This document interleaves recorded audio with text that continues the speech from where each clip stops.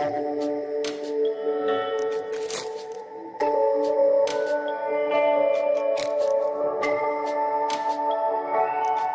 everybody. Our regular viewers by now are aware about efforts to create quality content in the area of health and fitness. We love to create content in the area of health and fitness, which includes mental health as well. As we know, in India, aspects of mental health have been neglected big time. Not only that, in certain part of our country, mental health related issues are being treated by self-proclaimed godmen, sadhus, and different babas, and that has created serious issues as far as people at large are concerned. In the past, people science movement and people working in the area of Andhashraddha Nirmulan have taken these issues and dealt with it very strongly. As we know, Dr. Narendra Davolkar lost his life during the process as well. Even today, people who are spreading scientific temperament have been working in this area. Mental illness has many aspects. As I mentioned, some part about lack of knowledge and awareness, inadequate access to health professionals, and social taboo associated with are to name a few. World Health Organization's theme for the year 2017 was Depression, Let's Talk. I'm not aware to what an extent it has created awareness about mental illness. However, celebrities like Deepika Padukone, who opened up dealing with her own challenges with her own depression, and that helped people to draw their attention towards mental illness.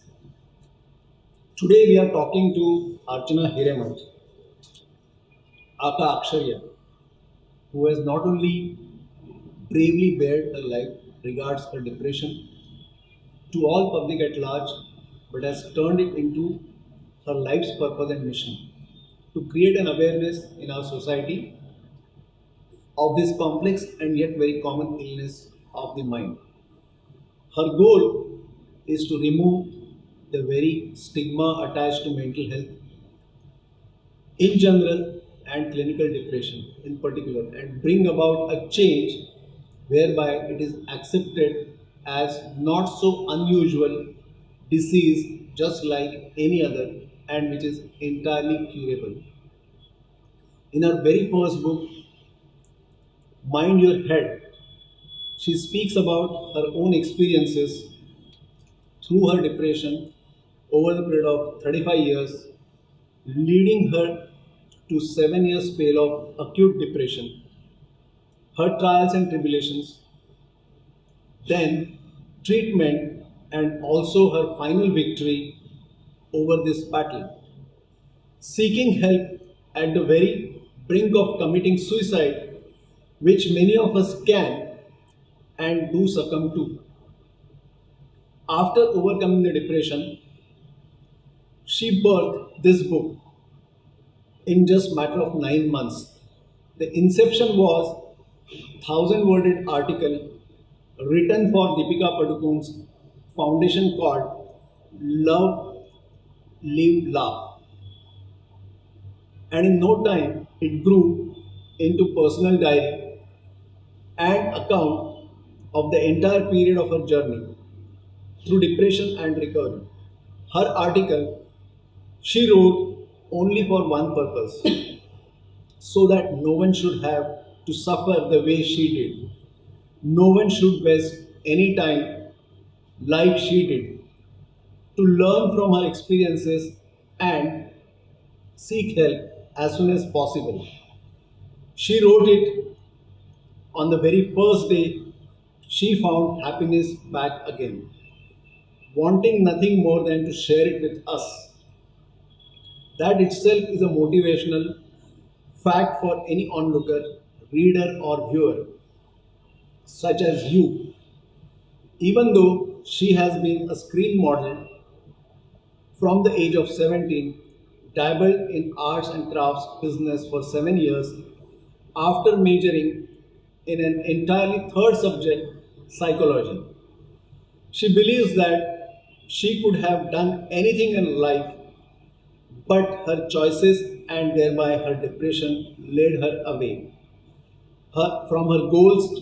But now that she is fine, she wants to live those 35 years and do all those things and more, simply live life, refusing to stop her age from doing nothing. She is currently pursuing her long lost passion, dance, and training in an advanced training batch, Shamak Dawar, Institute of Performing Arts, her very first guru at 17. She believes that a passion is very necessary in your life. She has also rediscovered her passion for writing. Her father, a renowned creative art director, Veeru Hiremath, always urged her to write, and his passing away last year was a wake up call. After literally waking up from her deep depression, she has 5 books in her pipeline already, including poetry that she has been writing from the age of 14. Finally, she hopes that she will be able to give back to the world, starting from her own country, India, in whatever way she can. Her dream is to start a center where people can seek good, early, and affordable help for depression, bringing together interested and committed medical practitioners who will be willing to work towards this noble cause to help India eradicate and overcome depression. Let's talk to her what she has to say about this subject to shed light on some basic questions. So, Archana, welcome on this show. First of all, what is depression? Okay, so first and foremost, the word depression is used very casually nowadays. Depression is not about being sad or angry or irritated over just something temporary or a passing phase or a passing experience. So here, what we're talking about is essentially clinical depression. Very simply put, depression is loss of interest in anything that you're doing. It could be anything, everything, or just a part of your life that you're normally interested in. This could include any facet of your life. It makes you basically behave in a different way than normal. For instance, for instance, I was a very good sleeper. The first sign would have been I started having insomnia. So I started sleeping less and less and requiring sleeping pills to sleep, which is 12 years ago. But it never occurred to me that that was the kind of a sign that, and yeah, it was an alarm telling me that this is probably a kind of depression setting in. So there's basically a change of nature or change of something in your life that is quite blaring. So it's a sign. That's when you know. And supposing you're you asked me what is depression, right? So basically, clinical depression is when you lose interest in things that you normally do. So if you like eating, you will not eat. You'll be quite the opposite of what you normally are. Are there any definite causes of depression? Clinical depression is a very complex illness, firstly, and the causes can be single or multiple. And the sufferers can range from the age of 12, roughly, until the age of 85. So, thereby the reasons can be very vast in nature. So I would just say certain reasons could be day-to-day stress resulting from new generation lifestyle, conforming to society, fitting in, then stress, pressure of studies or job, monetary stress, overloading, interpersonal relationships, failed marriages, divorces, children of such marriages, mental or physical abuse, rejection, self esteem, loss of death or accident, trauma, and anything that can affect the equilibrium and your peace of mind, basically. So, any of these could cause depression. So, can we say it's basically individuals' inability to deal with these changes happening in their life? Yeah, yes, inability to deal with in the sense that over time, if you've not dealt with these things and you're accumulating these problems over and over again, you go through certain chemical changes in your body which could result in your Especially in your yes, brain. yes. We will come to that a little later. How does one recognize the state of depression? Okay, so say if you or someone in your family or friend circle is going through depression, the first sign would be you would see a change in the normal behavior. You will see a lack of interest from that coming from that person. For instance, I was saying if the person is normally happy or outgoing, you will find that that person is sad most of the time or does Or not want turning to introvert. socialize. Yes, introverted or does not want to socialize so much. And then, and supposing the person is a good eater and suddenly loses interest in eating and then loses a lot of weight because of that. You know, over a very short period of time, you see that person has lost 8 to 10 kgs. That's what happened to me. But then I've also heard of cases where people have put on a lot of weight due to depression. So the effect can be this way or the other way. You cannot really say what how the person will react to the depression, but it is a definite opposite of what that person is normal. So if you see a change in that person's normal way of life, you know that there is something wrong, that something needs to be addressed. And supposing somebody is used to dressing up or socializing, and suddenly you see this person is not interested in dressing up, not interested in socializing, keeps to themselves, then you know that something is wrong. You know, that's how you know that some state of depression. And yeah, there is something more. Unless you want to ask. No, once you identify these sort of sweeping changes, or person has been doing certain things which is opposite to one's basic tendencies or normal, way of life, you realize that there is some mental illness that person is developing. Now the question is, how does one cure the same? Okay, so I'm of course talking from my own experience. Uh, just being there for this person who's depressed is a very is like a relief to that person that they can depend on somebody, because the person in depression is already in a state of confusion. They don't know what is going on with them, because we're starting with awareness in the first place. If there's no awareness, they have no understanding of the fact that this is depression and they're going through a denial. So they do not understand this is depression, they cannot make you understand that it's depression. And so there is this whole confusion surrounding the subject. And if you keep coaxing them or asking them, they are unable to answer. And they are generally in an exhausted state as it is. So just by you being there makes a big difference. Maybe they will be able to talk at some point, and you can maybe give them some literature or help, whereby you tell them let's go and get some counseling, or you are the first counselor. Maybe you can talk to them and let them talk to you when they are ready to talk.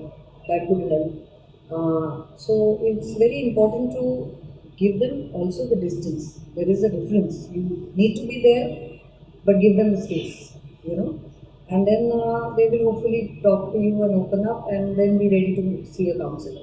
So that's very important in the ways of helping. And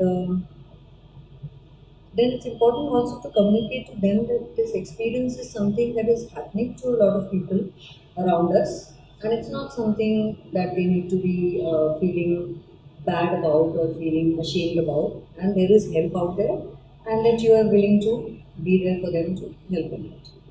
And most importantly, the earlier you get help, the less time you will waste. Professional help. Professional help, yes. Uh, um, Experiencing depression.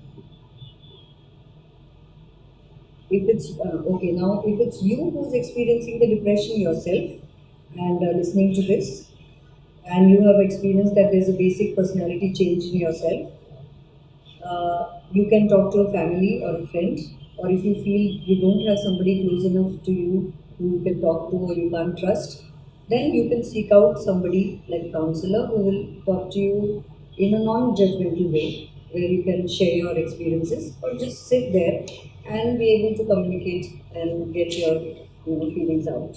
So basically, it helps to talk, and seeking a good counselor is very important. What I would say is definitely look for professional help as soon as possible. It's a baby step that you take at a time, but it's an important step. And there is hope for the future.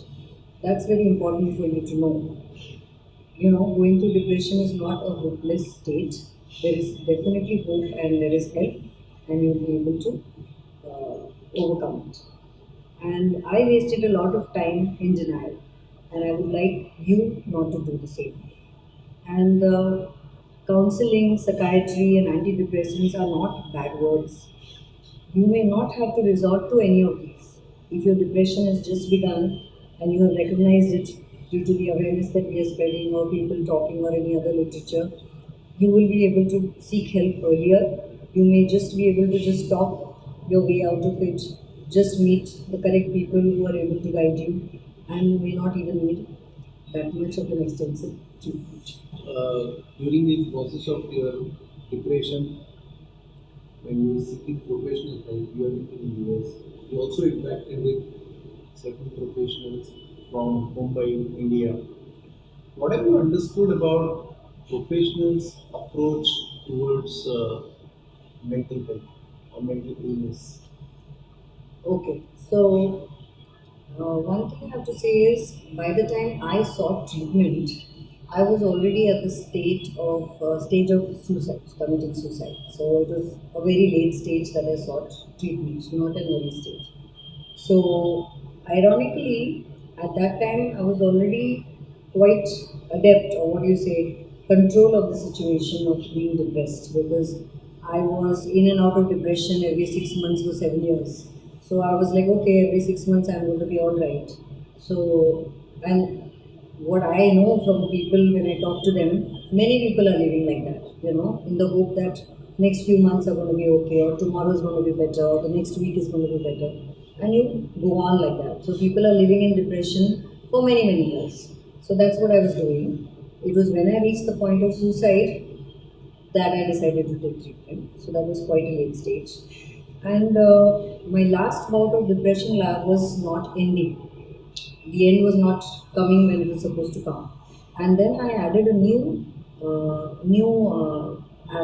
aspect to my depression, which is anxiety. It was an unwarranted anxiety. I was just getting anxious about nothing in particular. My heart rate used to just keep going up, and I was taking medication for that. Then I was taking medication for insomnia. There was just so many medications which were not actually dealing with my problem. They were just dealing with the other symptoms. And then at some point, I realized that this is not me. Thinking about suicide is not something that I would ever do. And that's the time I decided to stop and think, because I have a daughter to think about. Even though I had spoken to her and asked her who would she choose as a mother if I was no more there. I spoke to my husband and I said, how about looking for another wife if I don't live anymore? It became a kind of a joke. But I don't know whether they realized that I was actually thinking that I don't want to live anymore. It was pretty serious for me, but I wanted to, wrap up all the things before I am no more. So it was all of this planning going on, and suddenly I said, "Hey, this is not me, and why don't I just seek treatment?" That's when I, realized that I need to do this, if not for myself, for the sake of my daughter, for the rest of my family, How will my parents react, or how will my brother feel, or how will my nieces feel, or everybody feel if I'm suddenly not there? There's no answer to all of these questions. There was something drastically wrong. And then I myself got up and I said, I need to see the psychiatrist and a counselor tomorrow. That was the step I took. And I am married to a doctor for the last 15 years. And if I could go through this for so many years, and I have been such a different person for 7 years, and I have been talking about it, but nobody has been aware, simply not even aware that this could be depression, and given me the treatment that I require. I don't know what is happening with people who are not educated, or people who have absolutely no awareness or no support at all. Less resourceful and less Yes, privileged. absolutely. It is actually scary. That is why the awareness is so important in every family, friend circle, or social circle, whatever you may say. And all in all, to answer your question, I would say the treatment in India is of a very conservative kind. They will start you at a very low dose of medication of antidepressants, which may work for somebody who is just about getting into depression or recognizes depression and says, I'm not feeling so good today and it has lasted me for a few days, let me go and see a counselor, which would work. But we have to reach that stage in our lives, that awareness and acceptance stage, that okay, this is depression. I recognize it, and today I'm going to see a counselor and going to treat it. That will work. But if you have reached the stage of suicide already and you're going to be given a conservative treatment, it is not going to work, because you need to be immediately given that dose of treatment where you are well very soon. Otherwise, you are going to commit suicide anyway. I know the feeling because I went through 3 months of that conservative medication, which was not helping at all. And I was getting more and more frustrated that I am not feeling well even now. I am still not feeling like living. What is the point of taking antidepressants? Maybe this is not even depression. Maybe this is just something else. Maybe, there's just so many maybes, there's just no answers. And that's why a lot of people, I suppose, stop their treatment. They feel nothing is working, so let's just stop it. So there's no follow up. And then basically, it'll require a lot more patience, to continue this kind of a treatment. And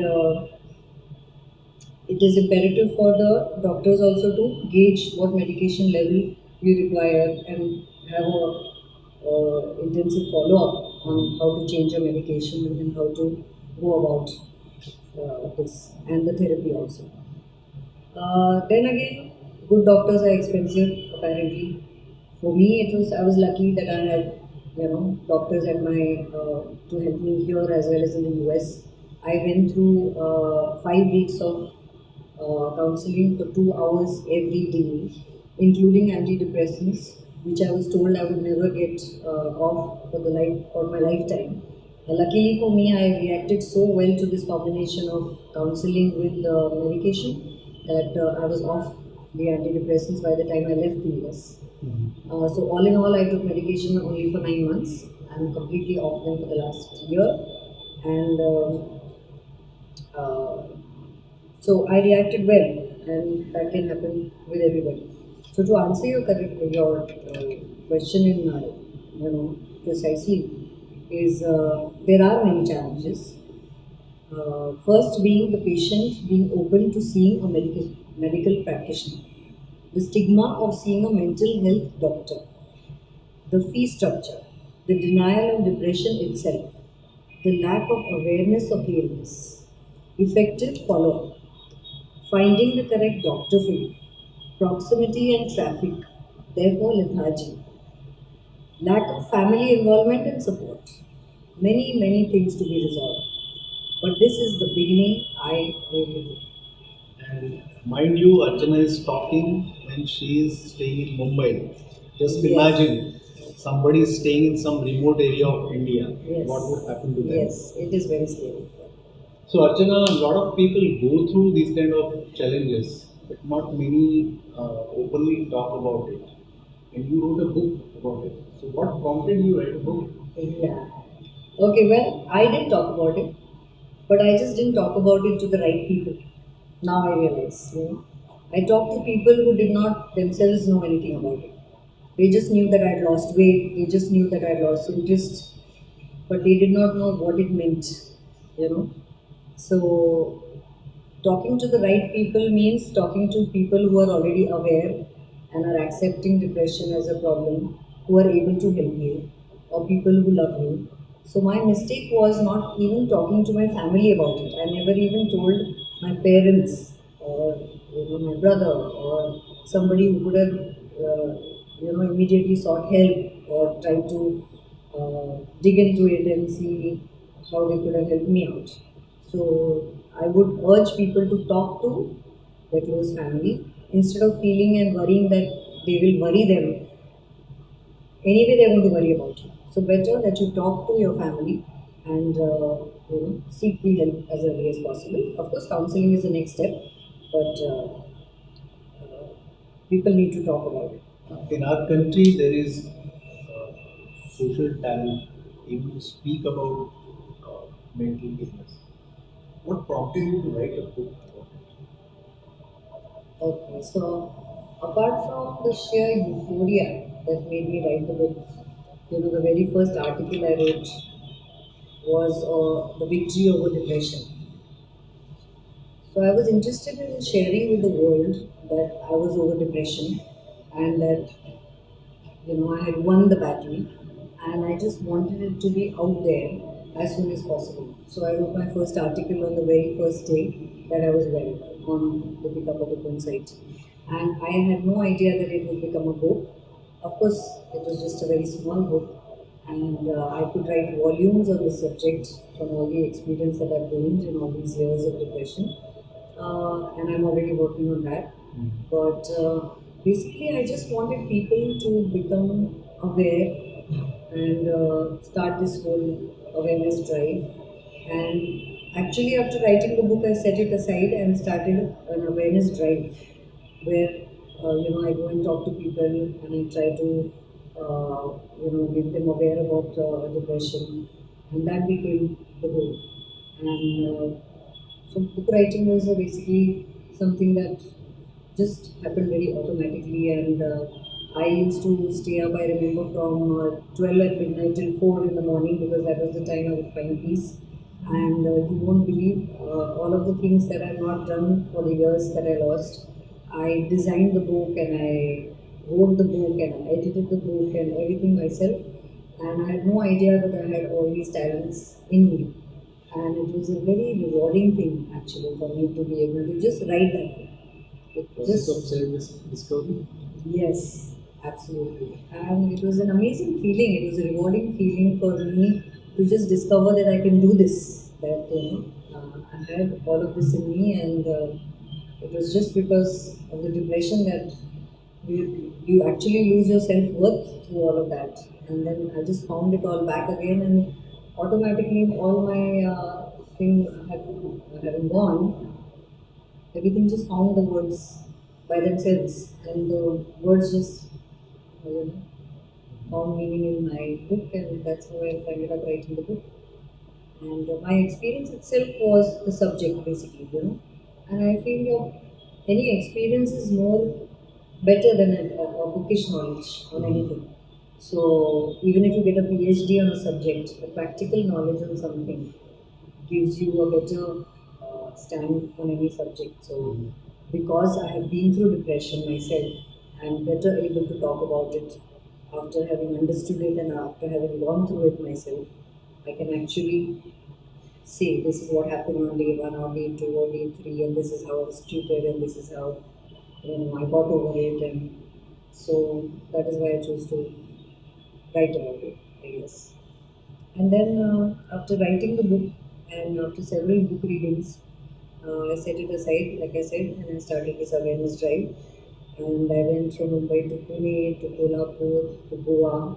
Then I went on to Uti and Coimbatore, and then to Bangalore and back. And everywhere I did about two readings each, and I had a good response. to people coming and listening. I even went to Chennai, and I see to it that even if I take a holiday, that I create an awareness, drive over there too. I'm planning also Jammu and Kashmir now, and all of these events have been free, but of course everything comes with a cost. And I'm hoping to build like a voluntary team where everybody, anybody who can help in various cities or various parts of the cities can help in creating this awareness. And that's what I would hope that people would come forward to help this awareness. So those of you who are viewing this, you may invite Archana for book reading sessions, and she will be willing more Absolutely than this. interested, yes. Do people talk about depression openly? I'm not quite sure whether people talk about it because when I was going through depression, I felt I was the only person going through depression. But I know that I was talking about it a lot without knowing what it was that I was actually going through. I was just telling people that I'm not feeling normal or I don't feel hungry these days. And it was obvious that I was losing weight, a lot of weight over a couple of months. And they used to ask me why I'm looking the way I was looking. And obviously, they were not aware of what it is. So we were attributing it to hormonal problems or something similar to that. So basically, it's the same thing. Because of lack of awareness, nobody knows what it is that you're talking about. So for me, talking did not help. Now I'm hoping that after awareness is created, talking will help because somebody will listen to you and know that this sounds like depression and it requires help, and this is how you'll be able to help the person. So I talked, but then not to the right people. I should have talked to a counselor because at my time there was nobody around me who knew what I'm talking about. They just thought there's something wrong with me, but did not know how to help. And then you keep internalizing everything, and that, and then you just deny yourself the treatment which is going to make you well soon, and you're just losing that much time of a healthy life, losing that much time of productive time of your life. So I feel I lost 7 years of a productive lifetime, and I don't want anybody to do that. So we can help ourselves by just talking. And so that does not mean that there is no hope. If you're not until now, at least from here on, you'll be able to talk about it. If a dying person can hope to live, a cancer patient can fight for a life. Why cannot a depressed person hope to have a constructive or a normal, a better and normal life? I would say there is help, and depression is totally curable. It's just like any other illness. It's like a common cold or arthritis or migraine. There is treatments for obesity, there's treatment for cancer, there's treatment for everything. Just like that, there is treatment for depression. So why not go for the treatment and cure yourself instead of wasting all of that time? Just a decade ago, for instance, nobody talked about even cancer. People would not, it would be like a hush hush thing, and they would say, don't tell anybody that we are suffering from cancer. So, why should we wait another decade to talk about depression? Why not talk about it right now? It's already been many years that people are suffering from depression without even knowing that it exists in our society. So talk about it right now so that we are able to deal with it right now instead of wait for another decade and have a whole depressed society, and seek help earlier. And another advice I would, like to give is not to accumulate all your distress and anger or hurt over time. That's what basically causes the depression, according to my experiences. Try and deal with your issues as and when they occur. It's this constant not dealing with things that bring you to a point where your mind simply shuts down and refuses to take any more abuse. And this renders your mind mindless, where you stop feeling anything. So, medically, this causes basically a depletion of a hormone called serotonin in your brain. So there is a chemical called serotonin in your brain, which is a happiness hormone. So when you keep collecting all of this stuff and not dealing with it, undealt issues, the serotonin in your brain depletes. And when that depletion happens, simply your happiness goes away. And so you need treatment for that. So, simply put, this is the reason. So, it's like saying if you have ice cream, you're going to get a cold. I mean, that might not be true, but what I'm saying is every cause has an effect. So if you simply accept that, it is so much more easier to seek treatment rather than somebody telling you you need antidepressants.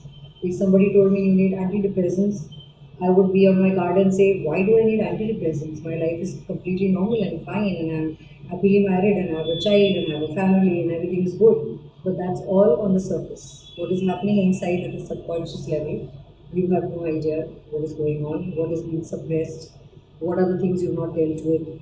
That will come out in the counseling and the treatment. You may not need medication, but you may need just the counseling to deal with it.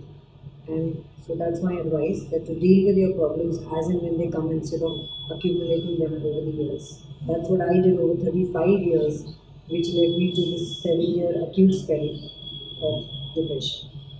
So I would like nobody else to have to go through that. How was your experience coming out of depression? Okay, so I would say very good and a little bad. But yeah, let me explain. Uh, so of course I was very very elated that I was living again. That was very important, and I was had life again after 35 years, and I was discovering myself all over again. All of my talents were back, and I could do so much more. And I was no, the sad person and enjoying life once again. That was all very rewarding. I had a goal, I had some recognition, I had some self worth, and that was very important, of course, which I had lost. And I was making new, meaningful relationships. So, all of that was very fabulous. So, I became this assertive, confident, and goal oriented person. So also of course there was a cause, Aksharya with a cause. I'm loving it, and I know that I'm worth it, using the lines so used all the time. But there was a little part of it which is strange. Uh, this is what I call half knowledge. People around you, I mean, again and again I talk about awareness because it's important, have only half knowledge about what is going on with you. And Google, that's why it's a little dangerous, because people Google about everything. So if they hear you're depressed or you're talking about depression, they will Google and say, oh, so Google depression means bipolar, or it means crazy, or it means suicidal, dangerous, madness, something like that. And Google does not pretend to have a heart or a soul. But people, of course, obviously have a mind to decide whether how to react to you or a person who's depressed. But they're simply not aware. So unless they are a largely depressed society themselves, then they are unable to support you when you are going through depression. And here I'm referring to an educated population at an age group from say 25 to 50. I'm talking about my own experience. So when I was coming out of depression, I lost a lot of friends, and I lost a lot of even extended family, because they just would not understand what it was that I was going through. Because I was suddenly assertive, I was suddenly confident, I was suddenly goal oriented. Suddenly, I was doing all of these things that I hadn't done for years. And according to them, this was strange. Uh, for them, it was they could not understand that this could be a result of the medications I was taking, or this could be a result of the fact that she has been depressed and she's been talking about it. She's trying to explain it to us, but we don't want to listen to this. We don't want to be aware, or we don't want to accept. So those are the little hurdles that you do experience, and hopefully we will not if people are made more aware. So time and again, I keep coming back to the same point that. You need awareness. So, and good friends around and people who will understand. And it is very important that you are supporting people at the time that you most need them, and you don't feel alienated.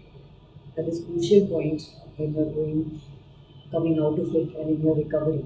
In fact, even your counselor tells you that when you're coming out of depression is when you need the most amount of help because you are becoming another person altogether. You've been depressed for so many years, if you've been in acute depression, that your personality is changing from one side to another. And if at that time you don't have the support system that you require, you can actually come. So it is very necessary to be surrounded by the right people, and that's very important. Archana, you wrote a book. You've been doing book reading sessions. What kind of feedback, responses have you been Yeah, I've been getting a unexpected, very very fantastic response from everywhere. In fact, I've been re-invited to all of the places again, and I plan to do the same cities again, a second round in June as well as August. But this time I'll plan workshops along with a counselor, my own counselor from the US. She's an Indian, and whereby she'll be able to answer the medical questions for people, which I'm not equipped to answer because I'm only talking from my experience. It will be because people after my talks start calling me up to ask me, about their problems, and I'm just able to probably guide them to a counselor, but not able to give them answers to their problems. So the workshop will be a very important drive that we're planning in August. And then also, I've been somebody in Bangalore asked me whether I'll be able to come to Nagaland. I said I'll be very happy to go wherever I'm invited. Absolutely no problem. Also, remote villages need awareness on depression, and but for that I need translators, and everything is happening. The wheels are turning, and I would wherever I'm called, I would be happy to go. The good thing I was offered was to appear on the Radio One channel, a national channel. So if that happens, then I would not probably have to do so much driving around. It will save time, and we'll get to a larger audience faster, quicker, and more effective, hopefully. So that is my aim for that. And in a place like Kolhapur, I had an excellent response, which I was not expecting at all. There were people on the footpath and people sitting in the car and listening to the talk. And I was quite overwhelmed that a place like Kolhapur would have such a response. And there's this little story that I'd like to share because I think it's incredible that it actually happened. I was driving from Coimbatore to Ooty, and while driving, I just stopped at one place to take a photograph. And there was a group of college students, boys, taking pictures, and I requested them to take a picture of me by a purple tree. And so whilst they took my picture, they requested if they could take a picture with me. So I couldn't, of course, refuse it. So I said, okay, you can. And so they started taking picture one by one, and it became like a 10-minute photography session. While a biker was passing by and he saw it, and he thought there was a celebrity doing a photo session. And the biker asked my driver, who is this man? Who is this celebrity? And the driver, so misinformed, said she's a doctor. And then he waited for me and he said, may I have a picture with you? So I said, I'm not a celebrity. I have just waited to take pictures with these guys because I was taking a picture of myself. So, do you still want a picture with me? So he said, your driver said that you're a doctor. What do you do? So I said, I'm an awareness drive for depression. So he just went white in the face and he said, I am depressed. And that was, I did not look shocked, of course, but here was this guy standing in the middle of the road on the highway saying, I'm depressed. And I reacted by saying, that's not very strange. That's not something out of the blue. And to that again he reacted saying, how can you say that? I said, I can say that because there is a lot of population that is depressed, and I am on this awareness drive and meeting more and more people that are depressed. So it's not very strange. And would you like any help? So he said, can you spend some time with me? So I said, I have only half an hour. There is a strike in Tamil Nadu tomorrow. I need to get back to Bangalore. And I'm going to have lunch in Ooty and leave. So he called me at the lunchtime and met up with me. And we spent about an hour talking. And what started off as a very sad story with him, and he's a state level athlete, very accomplished, and somewhere lost his way with his depression and doing some odd jobs that he's not happy with, and same kind of a story like me, as feels that there is no meaning to life. And at the end of the conversation, he admitted to me that he's been carrying a noose in his haversack for 3 years, wanting to commit suicide at any point he feels that life has no meaning, which has been for 3 years. And I said, so what do you plan to do with the noose now that we've had this talk? And he said, in the talk, of course, I told him, why don't you talk to your parents and stuff like that. And hopefully I helped him. And he said, I'm going to throw away the noose right now in front of you. And I said, no, give the news to me. So he started laughing for the first time in the entire conversation. And I said, why are you laughing? So he said, if I give you the news, you might use it. So I said, no, I'm not going to use it because as you can see, I'm completely fine. I don't want to commit suicide anymore. So I want to have it as a medal of victory over saving a life from my drive of awareness. So he gave it to me, and that's going to be something that I'm going to cherish Souvenir. for saving a life. Yeah. So once you came out of your depression, you did some research, you wrote a book, then you went on to training sessions. So what kind of understanding could you get about the status of mental illness in our society? Okay. First of all, what started off as a awareness for the society became an awareness for myself. Because the more I talked, the more aware I became of what I had been through.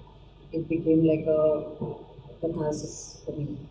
Of course, I would become very tired and emotionally exhausted by the time I finished the talk, and then I would sleep over it and wake up in the morning and be ready for the next session. It was like session after session after session, but by the end of it, I had completely, kind of found closures to all of the things that I had been through or not dealt with, and that itself was a great thing for me. And at the same time, I was creating awareness for people. So I would like to say thank you to all the audience and the people who interacted with me for giving me that chance to do the awareness and heal myself meanwhile. And there is a fact sheet in my book that I would like to read, to refer to regarding depression. This is what I call many facts about the big D. So, 4.5% of Indian population suffers from depression, men and women alike. 1 out of 5 people in the world are depressed. Less than 10% seek help due to the stigma attached to mental illness. Spreading awareness and dissolving the stigma is the very first step towards eradicating this epidemic like illness. Supporting these people emotionally is more important than branding them. Don't miss signs of suicidal tendencies. That's when you drag this person or before possible, if possible, to a counselor. It's important for you to make them feel that it's quite normal to feel what they are feeling and that the reason is neither them nor external or internal, it's purely a chemical deficit. Depression is not a choice. Words like you think too much, it's all in your mind, and distract yourself are not at all helpful to this person who at that moment has no control over their mind. Instead, words like I'm here for you will have a profound impact on the isolation that they are living in. You have to understand that they keep their distance because their involvement with the rest of you makes them afraid of the emotional burden they may be on you. It's okay to be frustrated once in a while dealing with them. You are not qualified to understand what they are going through, and they are in no position to explain anything either. Hang in there and just support them. Remember, this is not about you. They are distant and moody due to what they are fighting within, which completely exhausts them. Try to imagine what strength they require to constantly fight a seemingly normal day and give them support and strength. Never forget the most important fact about depressed people. They will be the strongest people you will come across. Just be there to remember. So this was a little bit of fact sheet regarding depression and over the one two. So in general, I thought I would like to add that the most important thing, of course, back to awareness, which is missing in our society. Acceptance is the next one, and finally, amendment. I call these three A's of the big T: awareness, acceptance, and amendment. The three important reasons to believe are recognize, talk, and become. Recognize depression, talk about it, and become the real you. What is most important is to create a movement to address a very important subject in our society which needs immediate attention. If you don't address it urgently, we lose more people to depression. What is the urgency is of course debatable. What was the urgency for demonetization? What is the urgency to eradicate bribery, for instance? But there are certain things that are urgent that we need to address in our society. We are endowed with a huge population, as you know, but also a population which has great potential. And if depression is suppressing this potential, then it should be an important goal for everyone. If, as a society, we all spread awareness and just talk, kill the stigma, treat depression, and have a healthy, productive society, we would bring up a healthier next generation. That's the plus case. In fact, why wait for the next generation? Why not do it for ourselves? One has to give the oxygen mask to oneself first before helping anyone else. That is a fact of life. So let's help ourselves and each others first. So that was my message for you. Archana, if you happen to meet any policymaker, heavyweight policymaker, health minister of this country, we can't rule out that possibility. What kind of plan would you suggest to tackle the appalling, neglected situation of mental health in our country? Okay, to answer your question, I'm going to be reading out what I think is appropriate for answering the questions. Uh, so, as we were saying, raising awareness is the most important part. Promoting programs like mental health first aid. Just like most people are aware of signs and symptoms of a heart attack and know what to do or who to call, we can also create awareness of basic signs and symptoms of key mental health issues. This will enable society to recognize signs and symptoms and give them the words to use and what to do. Basic awareness can also address issues around stigma and mental health. Second thing that can be done is credentialing, licensing of therapists, counselors, in addition to having a master's degree. It is necessary that therapists continue to receive supervision and support so that their skills remain intact and there is a level of accountability in India. In India, there is no process of licensure in order to practice counseling or provide therapy. No one provides any oversight to make sure that therapists, counselors are doing their job in helping the most vulnerable and needy. I would recommend that counselors continue to have ongoing training in topics such as ethics in counseling,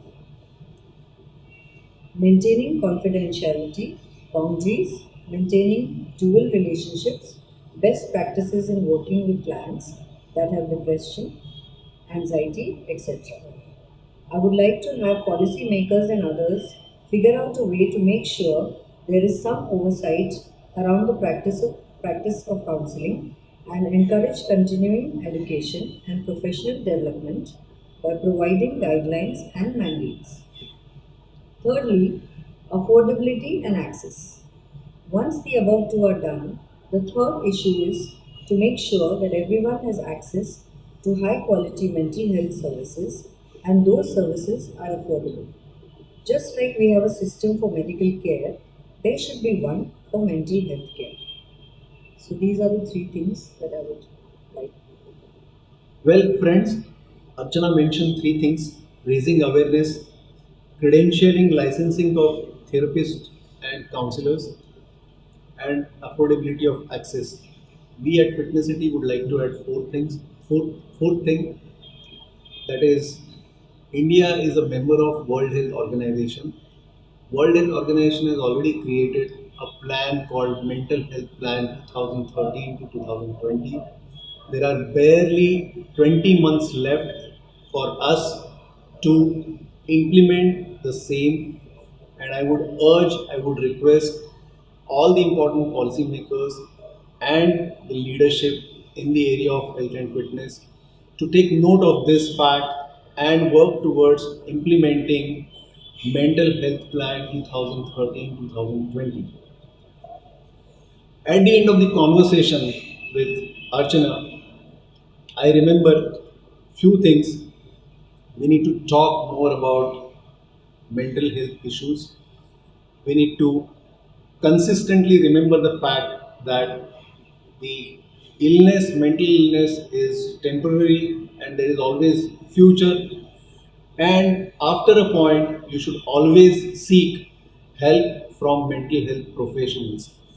Well, those of you who want to know more about Archana and her book should read this book.